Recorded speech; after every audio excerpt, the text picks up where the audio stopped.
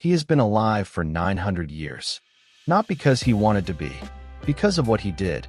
A general who served a king who had him killed anyway. An injustice that the universe decided to make permanent by making the man who suffered it unable to die until the exact conditions that would resolve it were met. 900 years of waiting, 900 years of carrying what the system did to him and could not take back. In a Western fantasy, this would be a superpower. In Goblin, it is a curse. And the difference, that specific Korean inversion of immortality from gift to burden, is the entire show in a single premise. Because in Korean cultural memory, the thing that will not die is never the hero. It is the unresolved injustice. It is the Han that the system produced, and the system never adequately addressed. This is K-Logic, and today we decode the Goblin Algorithm. Goblin aired in late 2016 and became one of the highest-rated Korean dramas of that year, and one of the most internationally successful Korean fantasy dramas ever produced. Its premise is specific. Kim Shin, a Goryeo dynasty general, is killed by the young king he served after political enemies turned the king against him. As he dies, the universe imposes a curse. He will live forever, unable to die, until a human bride finds and removes the sword embedded in his chest. The sword that killed him, that he carries invisibly, that is both the evidence of the injustice and the condition of its resolution. 900 years later, Kim Shin is still waiting. Western fantasy typically inverts this premise. Immortality is the prize, the thing heroes seek, the gift that villains abuse, the power that changes the story. The immortal is elevated above ordinary human experience. Goblin inverts the inversion. For Kim Shin, immortality is the punishment. Every person he loves dies while he continues. Every era passes while the original injustice remains unresolved. The 900 years are not adventure. They are the specific Korean emotional experience of carrying what cannot be put down, of existing inside an unresolved situation that the system that created it never adequately addressed. This is Han given supernatural form. And what makes Goblin culturally significant beyond its fantasy mechanics is that Korean audiences recognize this immediately, not as a clever genre inversion, but as a familiar emotional register. The experience of carrying something for a very long time that should have been resolved and wasn't. Of waiting for a resolution that the system that created the problem seems in no hurry to provide. Korean history has given Korean cultural memory extensive practice with this feeling. The show was not inventing the emotional register. It was giving it a supernatural container. Algorithm 1. Han as the supernatural mechanic. Every element of Kim Shin's curse is the Han algorithm given physical form. The sword in his chest is the injustice made visible, the specific evidence of what was done to him, carried in his body, that cannot be removed until the exact conditions that would resolve it are met. This is not a metaphor. It is a precise supernatural rendering of the Han experience. The wound that remains present in the body of the person who suffered it, that cannot be healed by time alone, that requires a specific resolution that the world may or may not provide. The 900 years are the Han's timeline.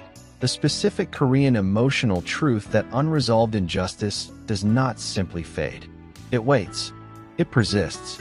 It continues to cost the person carrying it every day, regardless of how long it has been and regardless of whether the original perpetrators are still present to be held accountable.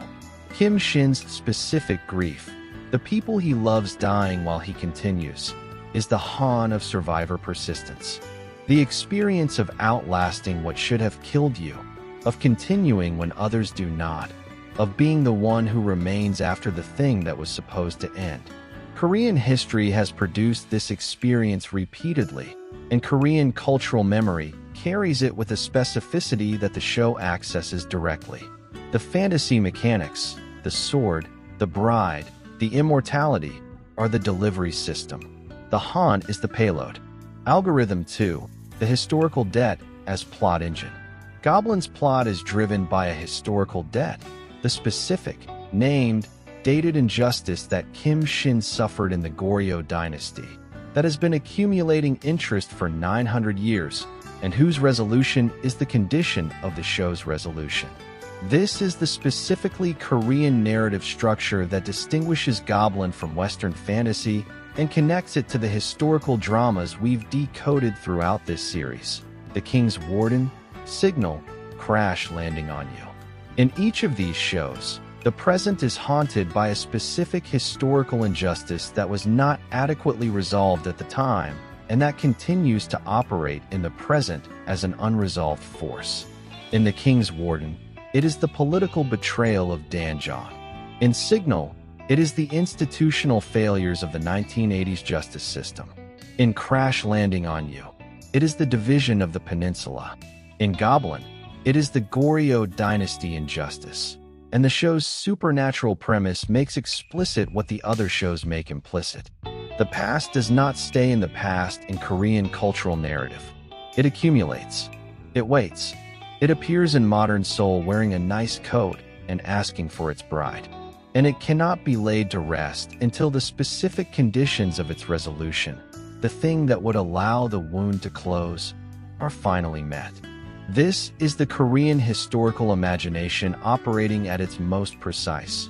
The understanding that history is not a sequence of events that recede into the past, but a set of debts that continue to compound until they are paid.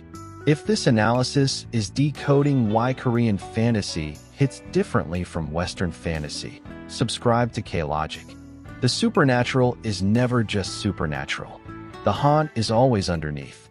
Western fantasy typically uses history as backdrop, the medieval setting, the ancient curse, the historical period that provides aesthetic texture without making specific claims about historical debts that persist into the present. Korean fantasy uses history as engine. The specific historical injustice is not background. It is the plot's driving force, the unresolved debt whose resolution is the condition of the story's resolution. The supernatural elements exist not to transcend history but to literalize it, to make visible, in physical form, what history has left unresolved. This is the specifically Korean fantasy grammar, the supernatural as the form that historical haunt takes when it accumulates long enough to become impossible to ignore. Goblin literalizes this grammar most precisely. The man who cannot die because the injustice that killed him was never resolved. The sword that cannot be removed until the specific conditions of resolution are met. The 900 years that are not adventure but the timeline of an unacknowledged debt. Korean fantasy is not escapism from history. It is history refusing to be escaped from. And the global audiences who watched Goblin and felt the specific weight of Kim Shin's 900 years were not experiencing Korean cultural specificity. They were experiencing the universal human truth that the show encoded in its supernatural premise. That some debts take longer to pay than a single lifetime. And that the person carrying them, the one who cannot die, the one who cannot put the sword down, the one who keeps showing up in new eras because the resolution has not yet arrived, deserves to finally be seen. The sword in Kim Shin's chest is the show's most precise image. Not because it is dramatic, though it is. Because it is the most accurate physical representation of Han that Korean cultural output has ever produced.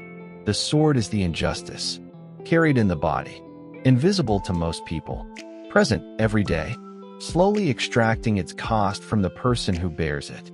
Incapable of being removed by the person who carries it. Only by someone who can see it, who chooses to approach it, who is willing to accept the consequences of what its removal will cost. The bride who removes the sword is not saving Kim Shin from the sword.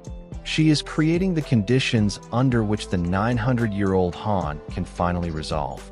She sees the wound. She approaches it. She accepts the cost.